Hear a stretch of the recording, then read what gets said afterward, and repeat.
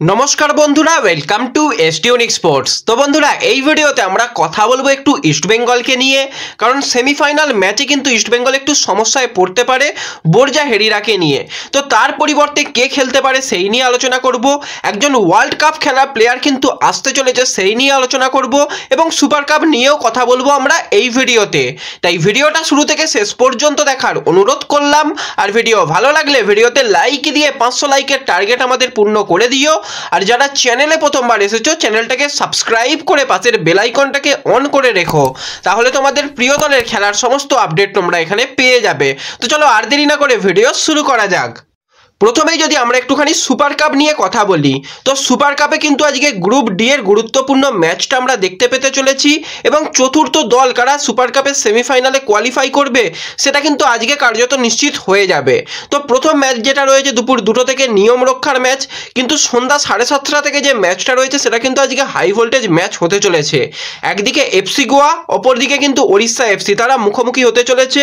বর্তমানে পয়েন্ট টেবিলে কিন্তু ওড়িশা এফসি 1 নম্বর পজিশনে রয়েছে, তারাও 6 নম্বর পয়েন্ট পেয়েছে, 6 পয়েন্ট পেয়েছে। অপরদিকে গোয়াও কিন্তু 6 পয়েন্ট পেয়েছে, দুটো দলের পয়েন্ট সমান। আজকের ম্যাচে যে দল জিতবে তারা তো কোয়ালিফাই করেই যাবে। এছাড়া যদি আজকের ম্যাচ ড্র হয় সেক্ষেত্রে কিন্তু ওড়িশার চান্স রয়েছে কোয়ালিফাই করার, কারণ এখনো পর্যন্ত তারা 4টে গোল করেছে, কোনো গোল হজম করেনি, গোল ডিফারেন্স +4। অপরদিকে এফসি গোয়া 3টে গোল করেছে, 1টা গোল হজম করেছে। তো সেক্ষেত্রে কিন্তু আজকে do or die match FC গোয়ার জন্য। তো দেখা যাক কতটা ভালো ফুটবল হয়। তো আজকের ম্যাচের কিন্তু তোমরা মনে করে সবাই এই ম্যাচে স্কোর লাইন প্রেডিকশন করো। যাদের স্কোর লাইন প্রেডিকশন মিলে যাবে তাদের নাম কিন্তু পরবর্তী ভিডিওতে নেওয়া হবে এবং ফেসবুক পেজেও শেয়ার করা হবে। তাই কিন্তু এই হাই ভোল্টেজ ম্যাচে তোমরা স্কোর লাইন প্রেডিকশন করতে পারো।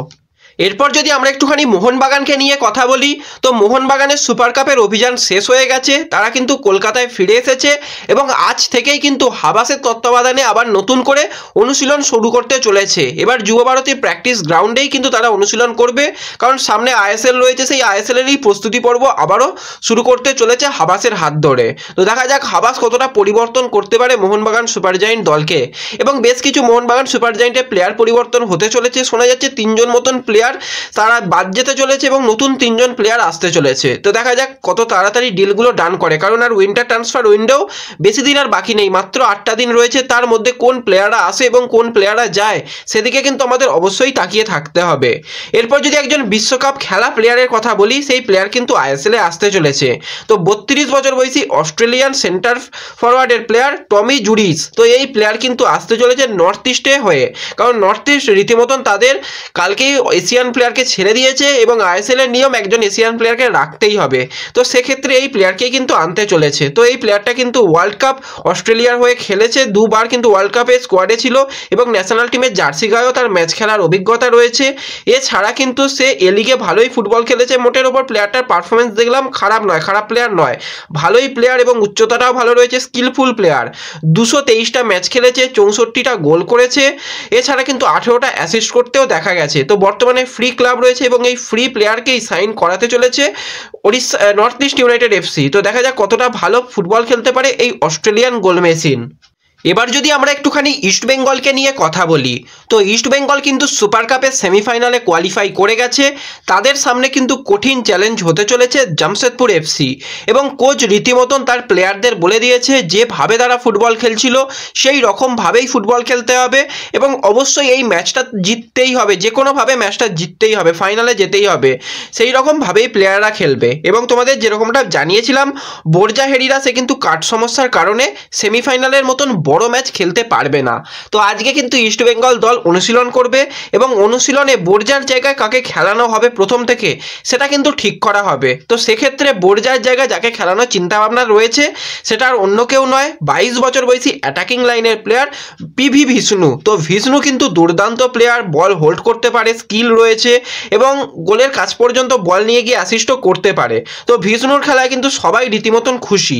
তো ভিষ্ণুই কিন্তু বোরজার পরিবর্তে খেলতে হবে এবং এটা কিন্তু ইস্টবেঙ্গলের জন্য একটুখানি হলেও চাপ হয়ে গেল। একদিকে জামশেদপুর তারা সমস্ত বিদেশি প্লেয়ারদের পাচ্ছে এবং ইস্টবেঙ্গল একজন কম বিদেশি প্লেয়ারকে নিয়ে খেলবে। তো কোচ যেহেতু রয়েছে, কোচের ওপর ভরসা রাখা দরকার। কোচ চেষ্টা করবে সমস্ত শক্তি দিয়েই ম্যাচটা জেতার।